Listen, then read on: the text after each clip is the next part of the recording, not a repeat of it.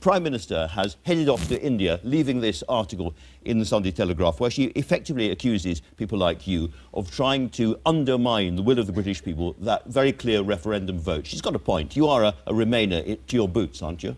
I'm not a Remainer to my boots, because all through the campaign I was actually calling for Remain, Reform and Review. So no, I'm not a Remainer by boots and in my boots. And also we've gone on. This is not about the referendum vote. This is about how we leave the EU. And the papers have behaved, in my view, disgracefully, because I'd like to challenge them as to, have they actually read the case? Have they read the judgment? Because the elephant in the room is actually about leaving the EU. It's not about reversing leaving the EU. But the constitutional argument at the heart of this, and again Theresa May makes this point, is whether or not Parliament has the right to review the detail of the government's attempt to leave the EU, the Brexit case. Now, Theresa May says this is a matter of parliamentary sovereignty. Parliament voted to give the British people their vote in a referendum. That's the key parliamentary decision, and therefore that is parliamentary sovereignty as we understand it, and it should not be unpicked now. No, that is not the case, and it's misdirection. The case is that she cannot use something called the royal prerogative to do it, because we do not live in a tin pot dictatorship. We live in a country that has a sovereign parliament. So you can't win back parliament at the sovereignty, as everyone was talking about, at the very moment that you sidestep it. You know, we have the rule of law, and it is British judges in a British court who have made a decision about how we leave. And so now, get on and leave. Why is she so afraid of having this debate?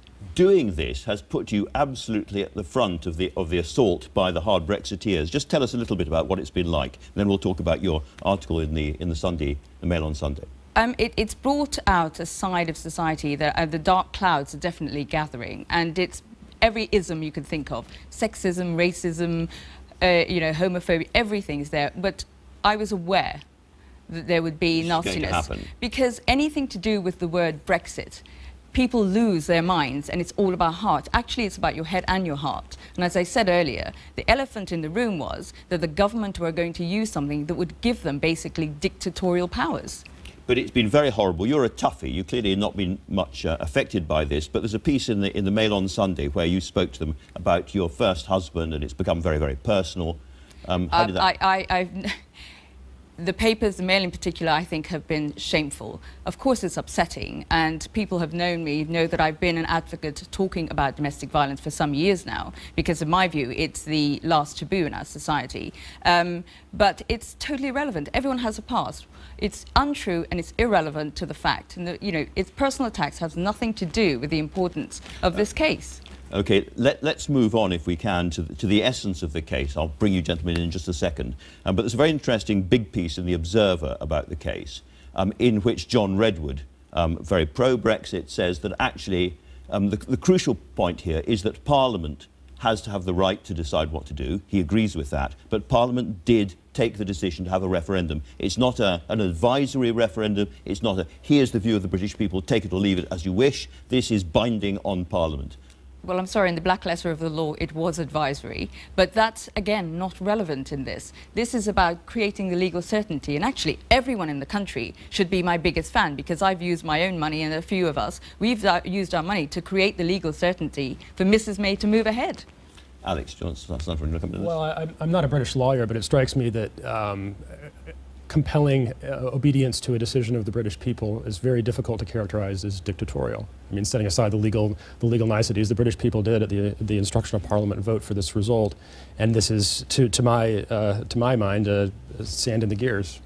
We're going to talk to Gina again in a minute, but first of all, Nigel Farage's greatest moment was, of course, the Brexit referendum result. But now, looking at what's been going on in the courts and at Westminster, he is already talking of the great betrayal. And he joins me now. Mr Farage, do you really think that Brexit won't happen as things stand? Oh, I hope and pray that it does. But what I see is a movement, and this court case is just a part of it. There's a movement to try and keep us in the single market. Now, we've seen Jeremy Corbyn, Ed Miliband, Nick Clegg, even some Tory backbenchers who were on the Leave side are now arguing, well, of course, Britain must stay part of the single market. And frankly, if that's where we end up, we've got half Brexit, and that's not what we voted for. You've said this week that you don't any longer trust the independence of the judges. That seems a very hardline thing to say, a bit Trumpy, if I may say. Isn't it? I mean, isn't it ever? But then you look at Lord Justice Thomas and you see that actually he was the founding member of a body seeking to integrate law at an EU level. Surely, surely with that background, surely with that background, he should have absented himself from this particular case. So do you think that when it comes to the Supreme Court, we shouldn't trust the Supreme Court not to be politically biased in this decision? Is that what you're saying? I'm afraid that the reach of the European Union into the upper echelons of society in this country makes it quite difficult for us to trust the judgments. And I mean, look, if you were on a jury, you know, you would have to say, I have a vested interest in this case, I can't sit on this jury. I'd like the same thing to happen. But given that all law has involved European law, that would virtually rule out all judges. And I just put it to you that these are professionals whose job is to look at our constitutional law and take a decision on the basis of the law. That's fine. It's quite dangerous to call them. That's fine, but if they've been activists pushing for politically European integration, they shouldn't be making these judgments. When it comes to those famous newspaper headlines now, enemies of the people, do you deprecate that or do you agree with it? Oh, well, I completely understand. But look, let's get to what's happening here. You know, we may have seen Bob Geldof and 40,000 people in Parliament Square, you know, moaning about Brexit. Believe you me, if the people in this country think that they're going to be cheated, they're going to be betrayed, then we will see political anger, the likes of which none of us in our lifetimes have ever witnessed in this country.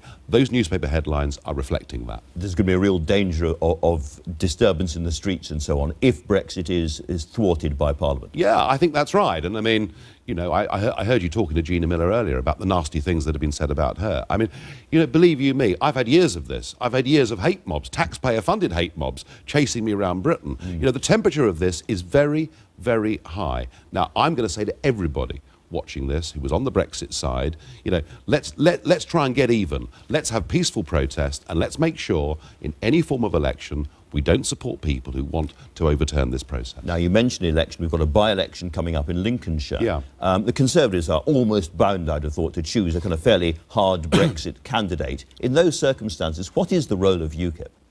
Well, the point about UKIP is that we have to make sure this actually happens, and history is littered with politicians making big promises and not delivering. In fact, I can remember when she was Home Secretary, Theresa May making big promises about what she would do with immigration numbers and failing at every turn.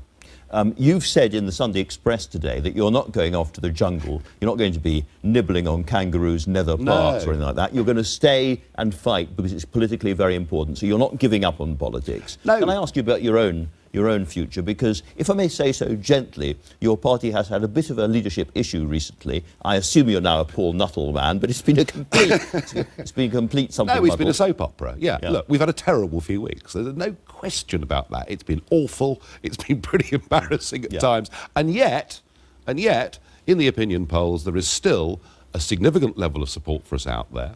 And I think... Can you see circumstances in which, before Brexit actually happens, you come back to lead UKIP? No, I've had enough of party politics. I'm sick of it. I'm interested in politics, interested in issues, keen to go on campaigning, but party politics, preparing a party for national elections every year, finished. Let's try and warm things up again. Nigel Farage, you have talked about a moneyed elite betraying the will of the people. Are you talking about Gina here? Miller? Oh, very much so, yeah. Although... don't forget, I've been in the European Parliament for years, so I've seen this happen all over Europe. I've seen the Danes forced to vote again, the Irish forced to vote again, the Dutch and French ignored. There is a political and wealthy ruling elite who are not prepared to accept the democratic result of referendums. You've been an insurgent all your political life. Do you not at least admire Gina Miller here for using her own money to change things? I mean, nobody asked her to do this. She used her own money. She went to the House of Lords, she went to the courts, and she has now changed our entire political structure.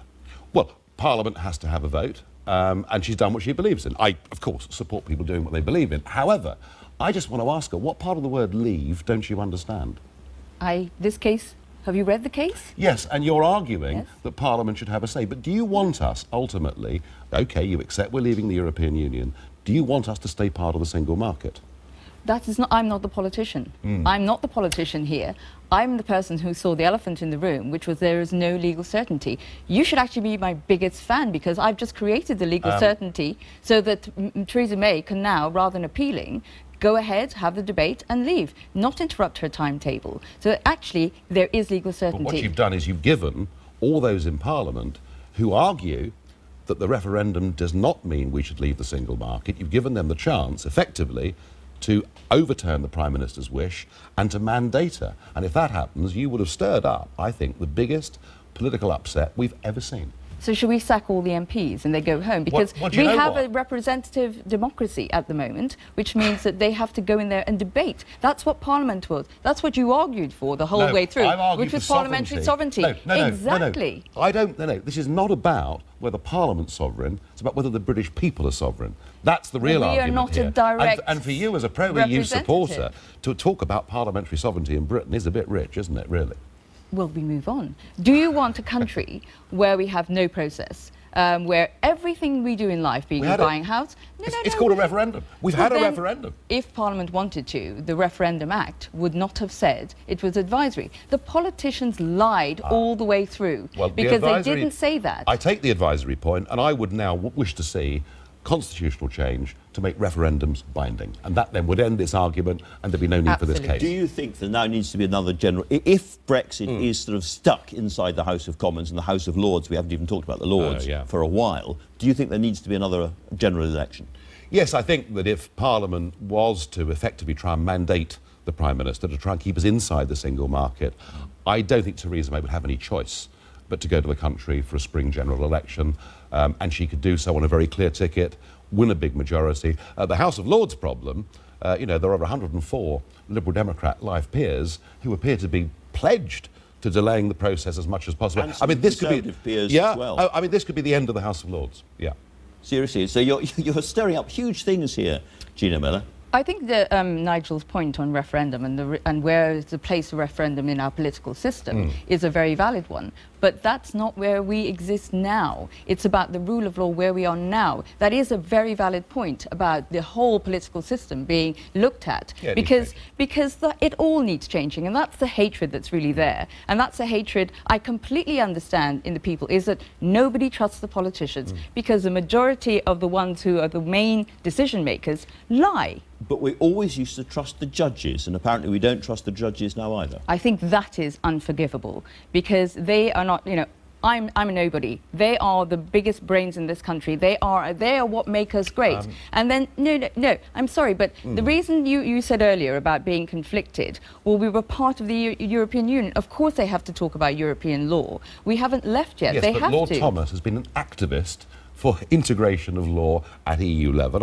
And look, you know, the points of law we could argue forever. I just feel that if somebody is directly politically conflicted by their past, they should not sit in judgment. That's all. Well, thank you both very much. I'm just slightly crestfallen. The best bits of the programme are where I'm not involved at all, but thanks very much for that discussion.